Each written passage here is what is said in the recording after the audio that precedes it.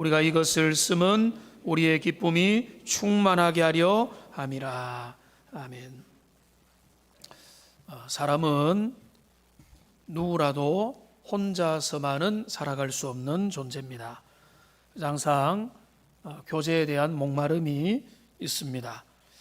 그리고 교제의 또 다른 이름은 사귐이라고 하는 말인데, 누구하고 좀 친하게 지내면 뒤에서 뭐라고 하죠?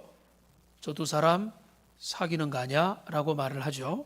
근데 참 이 사귐이라고 하는 단어는 참 아름다운 단어입니다. 그리고 건강하고 복된 사귐, 그 사귐은 남녀 미혼의 관계에서만 일어나는 것이 아니라 그거는 어른과 아이 가운데도, 남성들 가운데도, 또 여성들 가운데도, 또 학생들과 어른들 가운데도 누구에게라도 이런 복음 안에서 사귐은 일어날 수 있고 일어나야 되고, 우리가 이 새싹이 이제 올라오기 시작하는 이런 봄날이 되어가는 지금쯤에 우리는 하나님이 원하시는 그 사귐을 새롭게 기대하면서 우리가 주님 앞에서 함께 나아가기를 원합니다. 사귄다는 것은 우리의 삶에 큰 기쁨과 힘을 제공합니다. 저도 제 이야기를 잠시 하면은 지금도 꾸준히 만나고 교제하는 우리 목사님 몇 가정들이 있습니다. 여러 목회자들을 알고 교제하고 사역을 하지만은 꾸준히 함께 가정으로 만나는 그런 이제 그 목회자 가정이 있는데요. 그분들과의 만남은 이제 30년이 다 돼갑니다. 30년이 다 돼가는 깊은 만남이죠. 그런데 그 만남의 출발은 신학대학원을 함께 들어간 것으로, 신학교에 같이 들어간 것으로 시작이 되는 겁니다. 그리고 은혜를 같이 받고 함께 말씀을 누리고 같이 믿음의 길을 걸어가는 그런 관계인 것이죠. 그리고 소명을 같이 받았으니까 그 소명에 대한 기초가 또 동일한 것입니다. 그리고 또한 이제 그런 것 때문에 함께 친밀하게 공부하고 서로가 결혼하기 전부터 서로에 대한 이야기를 함께 나누고 함께 믿음과 비전과 꿈과 또 서로의 장단점들을 같이 나누고 함께 또 수업을 해가는, 그러면서 또 결혼하여 함께 또 만나고.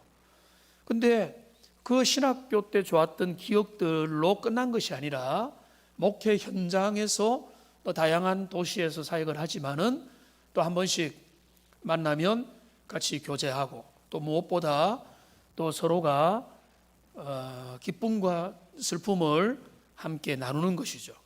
이제 저보다 나이 많은 분들은 또 자녀를 결혼시키기도 하고, 그러면은 좀 평소보다 더 넉넉한 또 축의금을 보내주고, 또 서로가 격려하고, 또 서로 축복하고. 또 얼마 전에 여러분 알고 있듯이 저희 장모님이 소천을 하셨지 않습니까? 그리고 강원도 원주에서 장례를 치르는데 우리 성도님들이 얼마나 사랑의 마음으로 그 장례를 격려하고 위로해 주셨습니까? 다시 한번 감사를 드립니다만은 그 함께 사귀는 그 동력자들도 마땅히 원근각처에서 그들의 아까운 시간을 내어서 함께 격려하고 또 축복하는 그런 위로하는 시간을 가진 것입니다. 그러니까 처음에 좋은 공동체로, 좋은 근거를 통해서 우리의 사귐이 시작되었지만은 시간이 지나면서 이 사귐은 더 깊어지고 더 강화되어 가고, 이제는 가만히 생각해 보면 가족 그리고 그 이상의 관계로 더 친밀함과 우정과 영적인 나그네 길을 함께 걸어가고 지지하고 격려하며 나아가고 있는 것입니다. 그런데 이런 우리의 사귐을 더욱더 항상 견고하게 붙들어주는 기초가 있습니다. 그건 뭔가 하면 우리 모두가 붙잡고 있는 은혜, 하나님 그리고 은혜 복음이라고 하는 기초입니다. 우리가 언제나 함께 서로가 오픈하며 사귈 수 있는 근거는 뭔가 하면 우리 모두가 하나님을 신뢰하고 그리스도 예수를 믿고 복음을 의지하는, 그래서 은혜 아니면 안 된다고 하는 그 공감대를 항상 기억하고 있기 때문에 서로가 다르고 서로의 상황이 다르고 형편이 다르고, 어떤 분들은 때로는 정말로 어려움을 당하고 힘든 가운데 있으면 더 많이 돕고, 또 어떤 분들은 좀 더 마음이 여유가 있으면 더 넉넉함을 가지는, 그러면서 서로 같이 가는, 거기에는 그 안에 뭐가 있는가 하면은 우리가 복음을 함께 붙들고 있다고 하는 그런 공통 분모가 우리가 확실히 있기 때문에 그 복음 안에서 함께 만나는 사귐은 시간이 지날수록 또 견고해져 가는 것입니다. 저는 우리 여러분들 성도 간의 관계도, 여러분과 저와의 관계도 그런 복음 안에서 사귐의 관계로 계속 이어져 가야 됩니다. 저희 말씀을 준비하다가 그렇구나, 설교를 하고 듣는 저와 여러분의 관계도 일종의 사귐의 관계인 거예요. 같이 사귀고 있는 겁니다. 하나님의 말씀으로 같이 교제하는 거고요, 여러분들도 같이 말씀 안에서 사귀고 교제를 나누고 있는 것입니다. 최근에 그 비택자 교육을 이제 온라인으로 하는데 이제는 적응이 되어서 시간 전에 다 들어오셔서 너무 잘 하고 있습니다. 한 1시간 반, 어떨 때는 뭐 시간이 더 쑥 가기도 하는데요.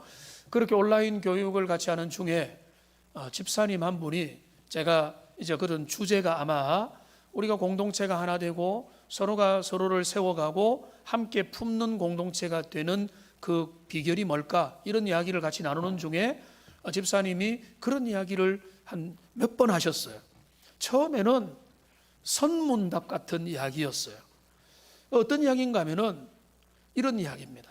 뭐 말도 아주 화려하게 말한 것도 아니에요. 우리가 사도신경을 같이 외울 수만 있다면 뭐 저는 문제 없다고 봅니다. 이런 이야기였어요. 근데 그 이야기를 한 번 더 하셨습니다. 그리고 가만히 그 말의 의미를 생각하니까, 그 말이 진짜 가치 있는 말이다 라는 것을 제가 더 많이 알게 됐어요. 사도신경을 같이 고백한다는 것이야말로 우리의 사귐의 기초가 된다. 그 말은 뭔가 하면 그 외의 것은 전혀 문제될 게 없다는 거예요. 그러니까 우리가 친해야 될 이유는요, 우리가 같은 고향이기 때문에, 우리가 연령이 비슷하기 때문에, 여러분 그런 거 아닙니다. 우리는 기질이 비슷하기 때문에 그런 것도 아니에요. 우리는 다 다르고, 우리는 성격도 다르고 성별도 다르고 취미도 다르고 지금 처해 있는 환경도 다르고, 어떤 분은 지금 요즘에 코로나 위기 속에도 위기 없이 잘 걸어가는 분도 있고 위기 가운데서 씨름하는 분들도 있고, 형편도 다 다르지만은, 그러나 우리의 공통 분모, 가장 큰 분모는 뭔가 하면 사도신경이라고 하는 그 말의 의미는 뭔가 하면 같은 신앙 고백이라는 거죠. 그러니까 신앙 고백, 그리스도 예수와 그 생명을 고백하는 것만 동일하다면 나머지 사소한 차이들이 우리의 사귐과 우리의 교제를 가로막을 수 없는 것이다. 그런 의미가 그 속에 있더라고요. 그래서 제가 또 나름대로 그걸 캐치를 해보니까, 진짜 그 의미다. 진짜 그렇지. 그리스도 예수를 주로 모시고 아버지를 아버지로 모신다면 우리가 우리의 사귐을 가로막을 수 있는 게 뭐가 있느냐? 그게 우리의 사귐의 중요한 기초가 되는 것입니다. 제가 사귐에 대한 이야기, 교제에 대한 이야기로부터 오늘 설교를 시작했는데요, 그렇게 하는 이유가 있습니다.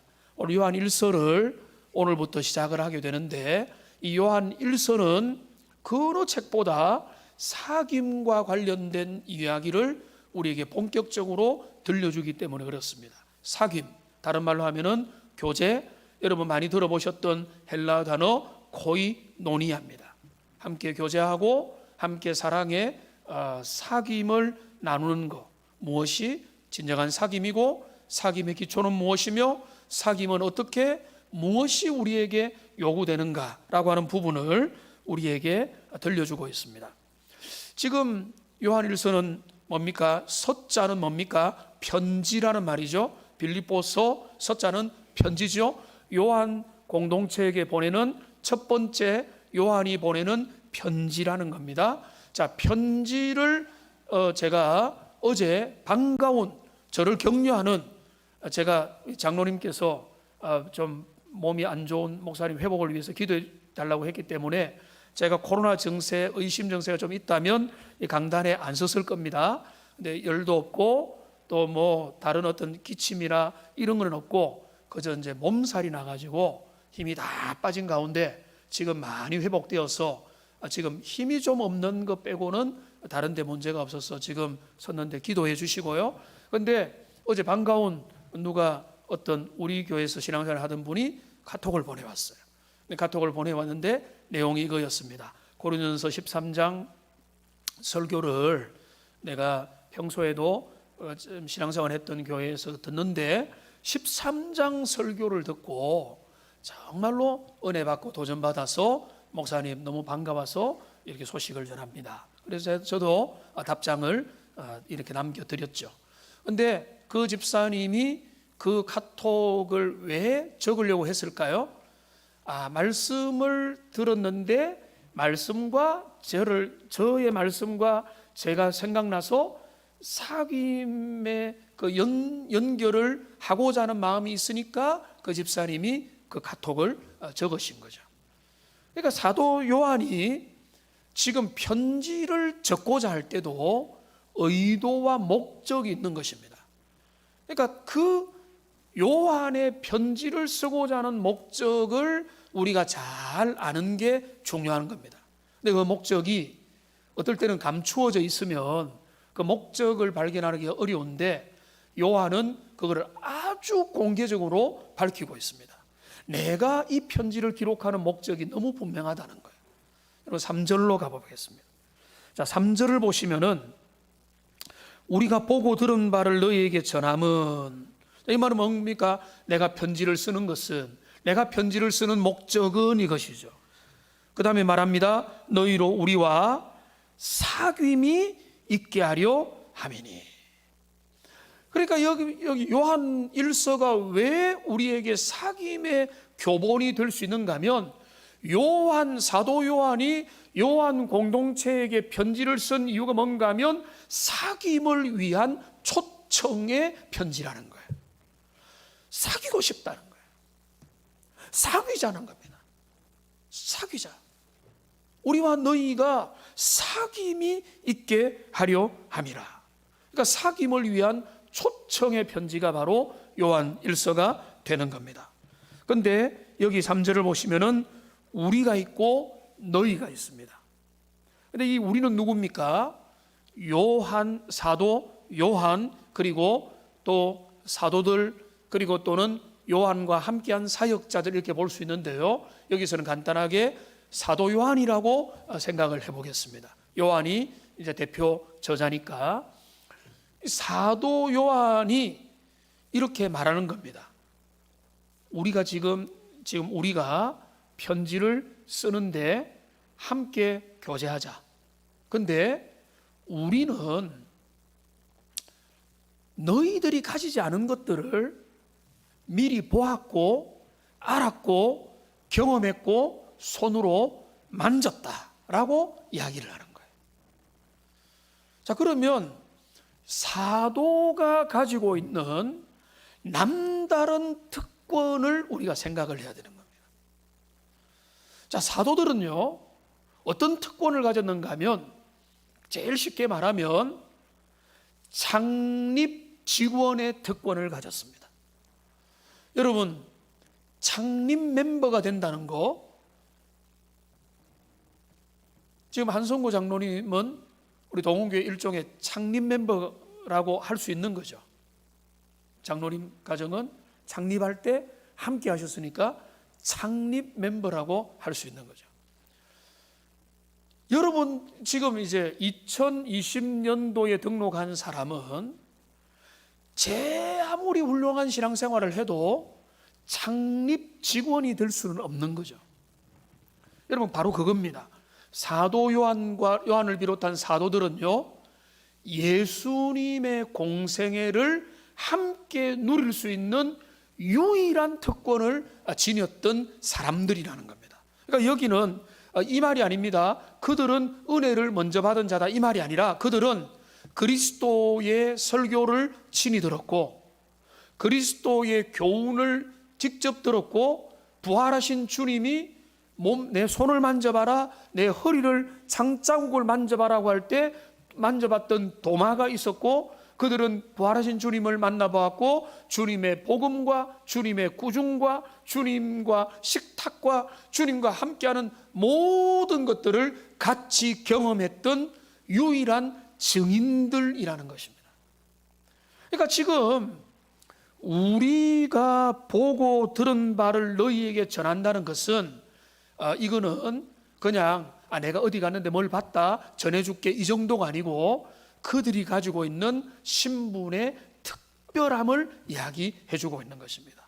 그들의 사도성, 그들이 창립직원, 신약교회의 창설 기초 직원으로서 교회의 이후에 오는 사람들은 전혀 가지지 못했던 그 혜택과 그 특권을 그들이 누리게 되었음을 말해주고 있는 것입니다. 요한은 이 말을 하는 겁니다. 내가 여러분들에게 이 편지를 적는데요, 우리는 사도들은 그리스도 예수의 영광과 고난과 그분의 생애를 통해 펼쳐진 모든 복음에 대해서 직접 눈으로 보고 삶으로 경험하고 영으로 깨닫게 된 정말 제대로 된 목격자입니다 라고 하는 그 이야기를 그들이 그 요한 공동체 가운데 들려주고 있는 것입니다. 여러분, 1차 경험자와 2차 경험자의 차이는 엄청납니다. 지금 일본의 위안부 문제로 하버드대의 그 램지어 교수가 엄청 망신을 당하고 있죠. 그리고 그는 지금 그 논문을 후회한다고 하고 있죠. 그런데 그 중에 하나는 뭔가 하면 그 위안부가 사실은 매춘행이었다고 하는 결정적인 그 공식 문서는 사실상 없었다라고 하는 것, 그게 결정적으로 중요한 겁니다. 그러니까 그거를 인정하게 되면서 학문적인 모든 토대가 다 무너지게 되는 거예요. 왜냐하면 1차 자료가 없는데 그 위에 했던 모든 것들은 허공 위에 놓은 건물이 될 수밖에 없다는 것입니다. 그 사도 요한은 나는 1차 목격자다라고 하는 것입니다. 여러분, 우리가 같이 신앙생활하는 동홍교회가 몸담고 있는 합실이라는 교단의 이야기를 제가 자주 하지는 않지만은 잠시 하자면, 우리 교단은요, 목회자들 중에는 모르는 분들이 거의 없습니다. 다 알고 있습니다. 건강한 신학을 한 목회자들은 합신교단을 모를 리가 없고, 합신을 모르는 목회자가 있으면 그 목회자가 좀 이상한 겁니다. 성도님들은 좀 다르죠. 성도님들 중에는 합신이라는 교단이 뭐냐라고 하는 지방에 있는 성도님들은 꽤 많이 있을 겁니다. 근데 하여간에 우리 합신교단은, 그러나 목회자들에게 좀 건전한 목회자들은 이구동성으로 말할 겁니다. 합신교단은 건강한 교단이고 성경적인 교단이고 아주 괜찮은 교단이라고 말을 할 겁니다. 근데 그 중심에 누가 있는가 하면 고 박윤선 박사님이 계십니다. 목사님이 계십니다. 고 박윤선 목사님. 근데 제가 어떤 이야기를 하려고 하는가 하면, 우리 합신 그 졸업생들에게는 어떤 일종의 문화가 있습니다. 이제 수련회를 모이거나 교직자 수양회로 모이면 집회 중간에 잠시 티타임을 할 때마다 선후배 사이에 만나고 교제를 할 때에 어떤 말을 종종 하는가 하면 이런 말을 합니다. 저도 여러 번 들었고 물어봤는데 어떤 말을 하는가 하면, 박윤선 목사님에게 직접 배우셨습니까? 라는 말을 서로 인사로 하게 되는 경우들이 종종 있는 겁니다. 저도 참 아쉽게 생각하는데 박윤선 목사님한테 직접 육성으로 배우지는 못했거든요. 제가 들어갈 때쯤에는 이분이 몸이 안 좋아서 교단을 은퇴했고 몇 년 후에 소천을 하신 겁니다. 그런데 이 박윤선 목사님의 육성 설교를 들었고, 그리고 책들을 읽었고, 주석을 읽었고, 이분의 세미나도 많이 들었지만은, 그러나 직접 교실에서 배우지는 못했던 거죠. 우리 합신 졸업생들에게는 박윤선 목사님이 하나님도 아니고 우상도 아니지만은, 그러나 그분이 하나님을 향한 그 계시 의존적 열정이 워낙 대단하기 때문에 졸업생들 속에는 그런 어떤 자부심 비슷한 게 있는 거죠.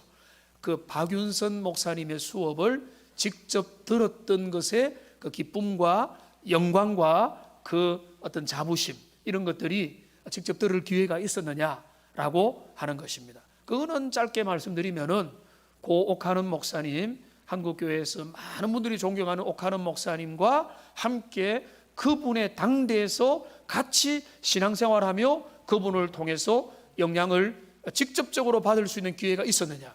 저는 그런 기회를 좀 가질 수 있었거든요. 그러니까 그런 면에서 지금 제가 몇 가지 말씀을 드렸지만은 사도 요한은 이야기를 하는 겁니다.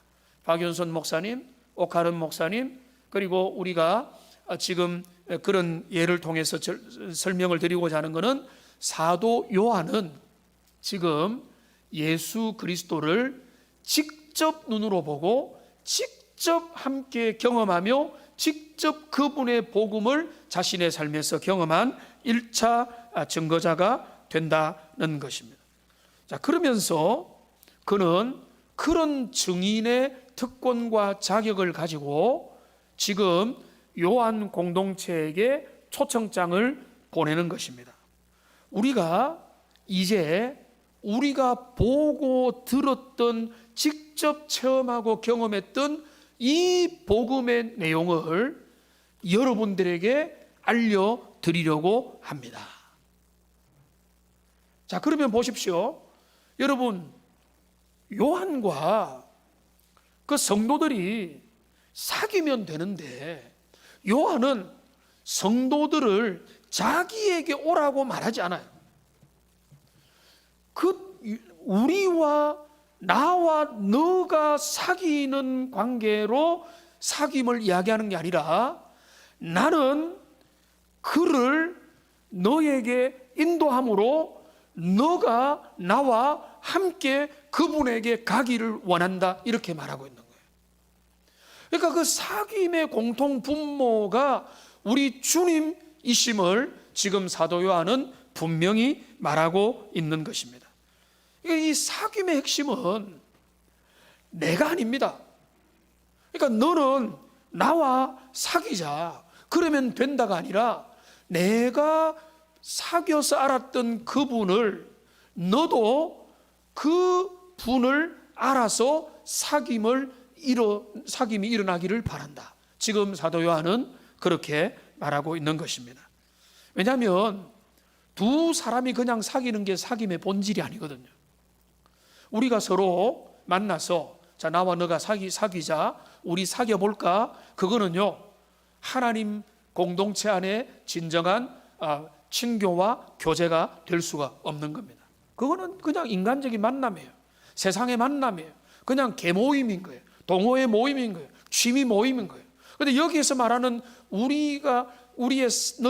나와 너가 사귐이 있게 하려 함이라는 것은, 이 사귐이 어떤 사귐인가 하면은 그 중심에 주님을 모신 그 사귐이 우리 가운데 일어나기를 원한다.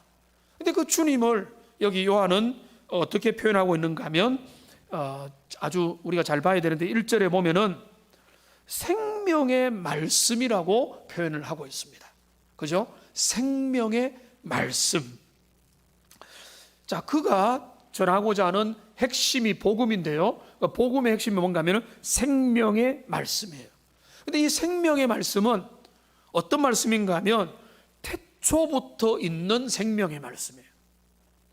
자, 그러면 여러분 봅시다.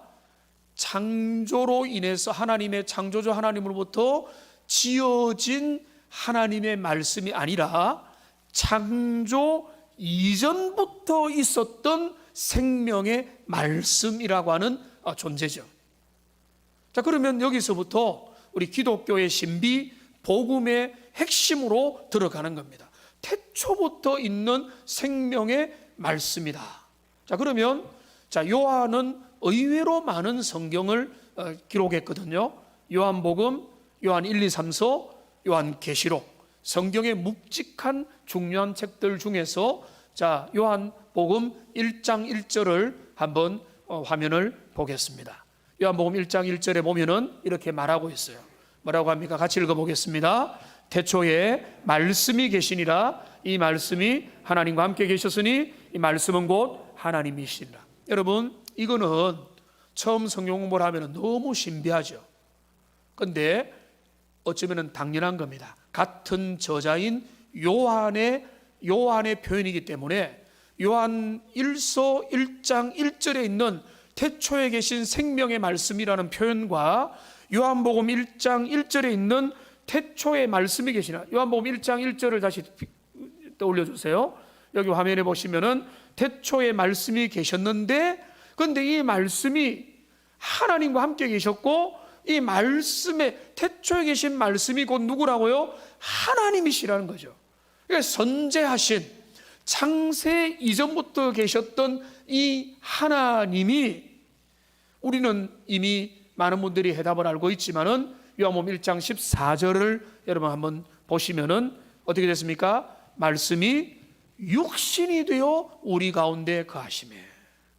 그 영광을 보니 아버지의 독생자의 영광이고 은혜와 진리가 충만하다. 그러니까 말씀이 육신이 된 분 누굽니까? 그리스도 예수님이죠. 그러니까 지금 그 이야기를 하는 겁니다. 그러니까 요한의 기독론, 요한이 바라보는 그리스도는 분명합니다. 요한복음에서 분명하고 요한 1서에서 분명하고, 그가 말하는 건 뭔가 하면은 그리스도는 누구냐? 영원 전부터 계신 하나님인데 이분이 말씀이 되어 우리 가운데 육체적으로 거하셨다. 여러분, 그거를 요한 1서 1장 2절을 보시기 바랍니다. 여기 2절에 와 보시면 뭐라고 했습니까? 이 생명이 뭐라고 했죠? 나타내신 바 되었다. 이게 중요한 거죠.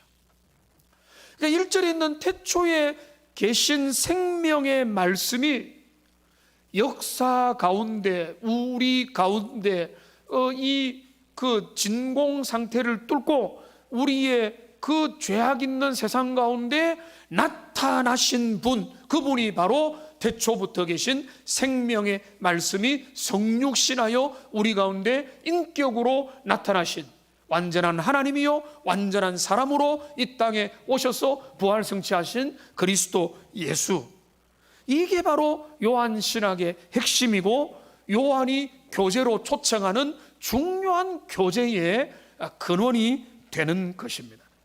그러니까 지금 요한이 이렇게 말하는 겁니다.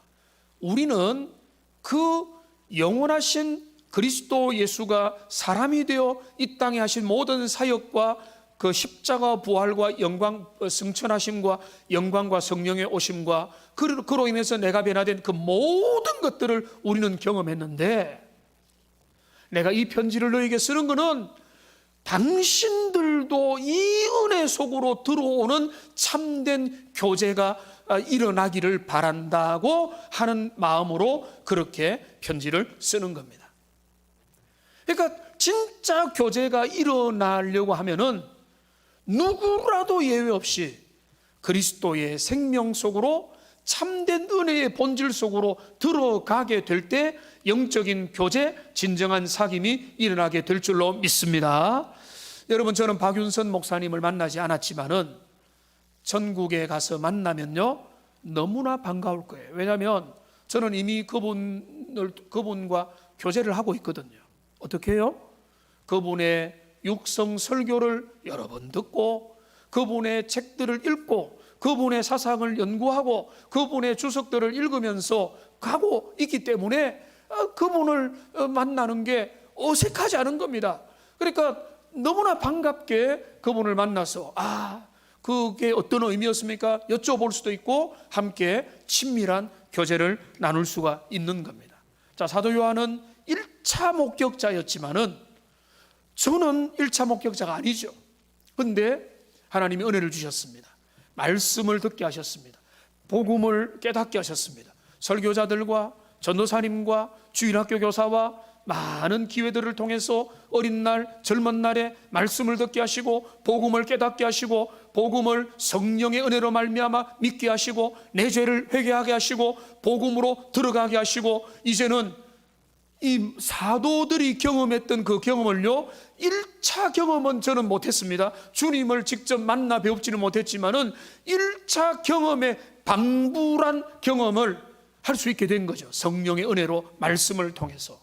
그러니까 지금 사도 요한이 우리에게 초청하는 거는요, 여러분 모두가 1차 경험자는 될 수 없지만 여러분이 2000년 전에 갈릴리로 돌아갈 수 없고 우리가 2000년 전에 갈보리 그 앞에서 무릎 꿇고 주님 앞에 회개할 수는 없고 그리스도의 부활의 그를 눈으로 볼 수는 없고 그 옷자락을 만날 수는 없지만은 성령의 은혜로 주님의 말씀을 통하여 영적인 교제를 통하여 오늘 설교의 강단을 통해서 여러분이 주님이 주시는 은혜로 그 사귐의 세계 속에 얼마든지 들어갈 수 있다는 것을 사도 요한은 우리에게 말해주는 것입니다.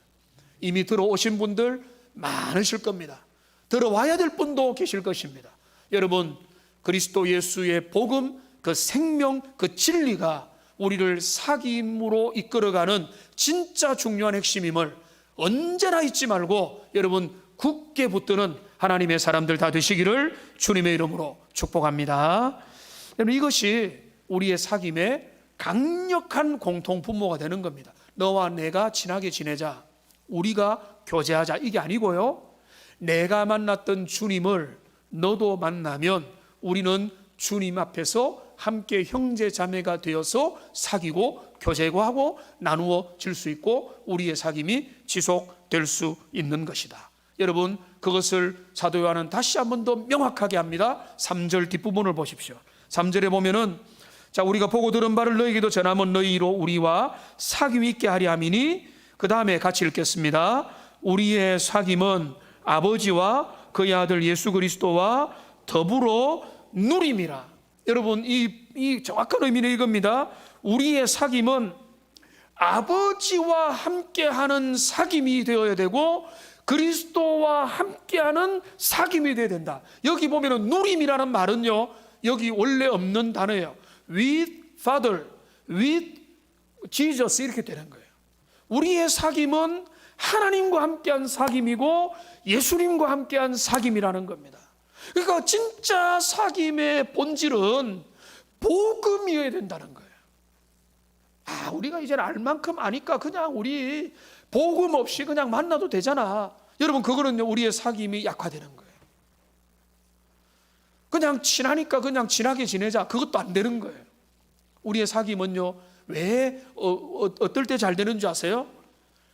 각자가 주님을 향해서 나아가는 그런 단계에서 사귐이 잘 일어나는 겁니다. 여러분, 잘 자라는 어린아이 보면 얼마나 반갑습니까? 오늘도 아이가 똘망똘망하게 자라는 아이를 옆에서 보니까 얼마나 기쁩니까? 정말로 그 아이가 잘 자라기 때문에 그런 거죠. 지금 이 사도 요한이 지금 결론부터 말씀드리면 4절을 보십시오. 우리가 이것을 너희에게 쓰면 우리의 기쁨이 충만하게 하려 함이라 했죠. 그러니까 지금 뭔가 하면은 진짜 기쁨은 뭔가 하면 사귐 속에 일어나는 기쁨이에요. 근데 그 기쁨은 뭔가 하면 모두가 같은 수준으로 다 자랄 수는 없지만은 자라는 모습만 봐도 기쁜 거예요. 태어나지 못했던 사람은 태어날 때 그 기쁨이 큰 거고요. 어린아이는 어린 데서 자라나는 데 기쁨이고요. 어른은 성장은 아니라 성숙해 가는 게 아름다운 것이죠. 그러니까 사귐은 영원한 것입니다. 사귐은 계속되는 거예요. 어린아이는 어린 데서 정말 자라가는 모습이 기특하고 뭘 해도 예쁘고 귀엽고, 그러니까 새 가족들은 뭘 해도 예쁜 거예요. 그런데 이제 신앙생활 오래 하는 분들은 위기를 맞이합니다. 이제는 사귐이 의례적입니다. 전통적입니다. 습관적입니다. 친한 사람 그냥 친하게 지내고, 왜 그런 줄 아세요? 그 안에 생명력이 약해져서 그런 거예요. 은혜를 향한 갈망, 복음을 향한 열정, 주님이 내 안에 계시고 그리스도의 생명과 아버지와의 관계와 그리스도의 관계가 내 안에 뜨거워야 되는데 그거는 별로 없고, 그냥 내가 이전에 남았던 그 관계만, 껍데기만 남아있으니까 그건 유지하고 가니까 아무것도 없는 거예요. 그 사귐의 깊이가 없어지는 겁니다. 여러분, 우리의 사귐을 다시 한 번 더 돌아보고 우리가 진짜 아름다운 사귐의 관계로 들어가려면요, 그 사귐은 반드시 그 중심에 그리스도가 계셔야 되고, 그리스도 예수의 은혜 가운데서 내가 발전해 가고 가면은 사귀는 겁니다. 제가 말씀드렸잖아요. 저와 여러분 지금 사귀고 있는 거예요. 말씀으로 같이 사귀고 있는 거예요. 영적인 교제를 하고 있는 것입니다. 구역장님들이 구역원들을 돌보는 거, 그거 사귀는 겁니다. 사귀는 겁니다. 새가족들, 우리 새가족 스태프들은 1대1로 사귀거든요. 같이 사귀면서 좀 먼저 된 자로서 좀 이제 새가족들에게 먹여주려고 하고 입혀주려고 하고 깨닫게 하려고 하고, 그게 뭡니까? 완전히 먹여주는 거잖아요. 성숙한 사람이 또 성숙한 사람끼리 만나면 대화가 통하잖아요. 제가 목회자들 이야기하면 그분들은 어떤 이야기도 대화가 통하거든요. 같은 고민, 같은 기망, 같은 주제를 이야기하면서 함께 주님 앞에서 그 사귐이 가능하다. 같은 수준이면 같은 수준대로, 수준이 안 맞아도 함께 주님을 향해서, 핵심을 향해서 같이 가고 있다면 그 사귐은 얼마든지 가능할 수가 있다는 것입니다. 그러니까 여러분, 이제 우리가 봄입니다.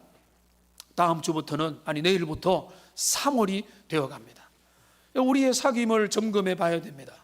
오늘 사도 요한은 우리를 사귐의 초청장을 우리에게 보내고 있는 것입니다.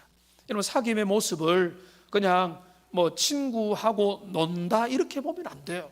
지금 여기서 말하는 사귐은 복음을 중심으로 너와 나가 함께 만나는 겁니다. 그거는 이런 목회자와 여러분이 말씀으로, 영으로 소통하는 것도 있고, 소그룹도 있고, 1대1도 있죠. 1대1로 만나는 것은 참으로 강력합니다. 제가 말씀을 준비하다가 너무 집중이 안 되면은 좀 조용한 카페로 가서 집중적으로 혼자 준비할 때가 있습니다. 그럴 때 보면은요, 한 번씩 이단들이요 성경 공부를 합니다.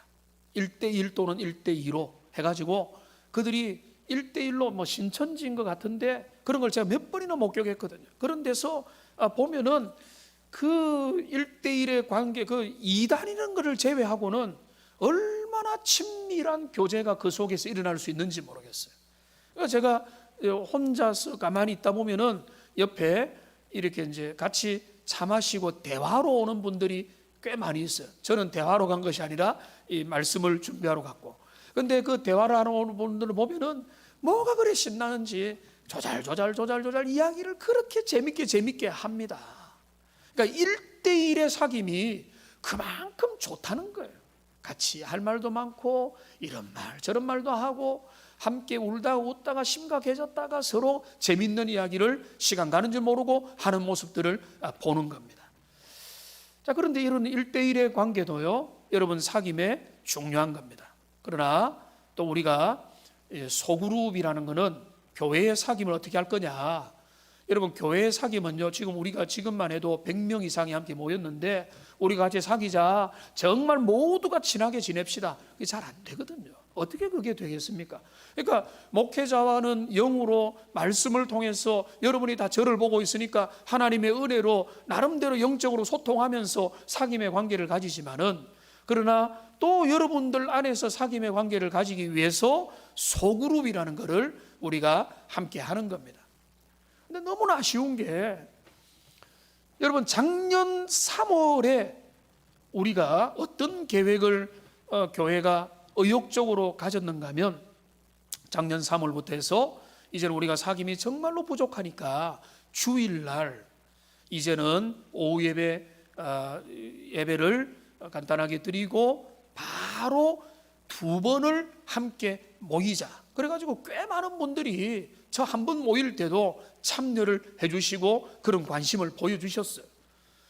그런데 그걸 이제는 한 번이 아니라 주일날 2번, 제 목표는 우리가 가능하다면 이제 주중에 모이기 너무 힘든 상황이니까 주일날 오전에는 예배드리고 식사를 하고 난 다음에 오후에는 바로 소그룹으로, 예배와 식사와 소그룹이라고 하는 이거는 젊은 교회는 그렇게 하는 교회들도 많거든요. 나중에 우리가 그렇게 준비가 될 수 있으면 그래 가도 좋겠다. 우리가 장소도 비교적 작은 편도 아니고, 그래서 모든 것들을 준비했는데 그거를 시행하려고 하니까 코로나가 터진 거예요. 그리고 터져가지고 이렇게 여러분들이 고생을 하고 우리의 사귐과 교제가 제한을 받고 1년이 지나고 지금 또 3월을 목전에 두고 있는데, 지금 우리가 이제부터 마음껏 모입시다라고 할 수 있어야 되는데 아직까지 그게 제한이 많아요.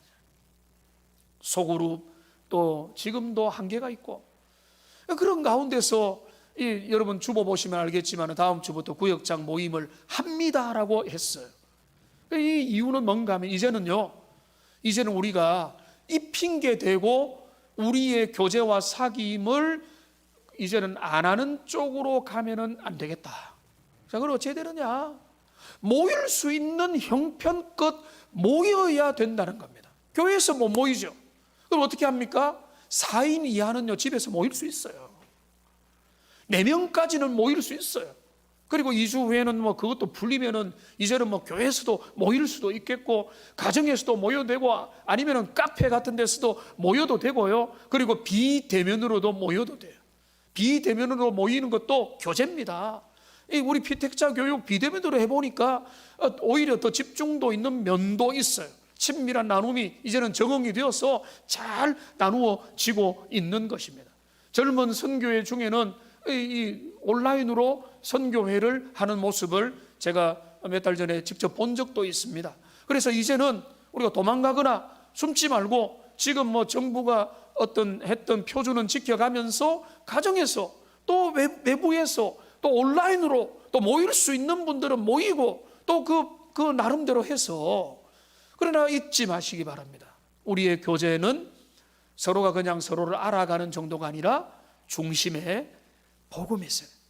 말씀이 있어야 되고 생명이 있는 거예요. 그 생명의 말씀을 따라서 함께 교제해가고 같이 주님을 닮아가는 거, 서로의 단계는 다르고 수준은 달라도 내가 주님을 닮아가면 우리는 누구든지 언제든지 교제할 수 있는 것이다. 여러분, 이 2월 마지막 주일에 여러분을 교제와 사귐의 자리로 초청하면서 우리가 다시 한 번 더 그 복음을 향해서 달려가기를 새롭게 다짐하는 하나님의 사람들 다 되시기를 주님의 이름으로 축복합니다. 기도하겠습니다. 살아계신 주님, 사도 요한은 자신이 이미 경험한 놀라운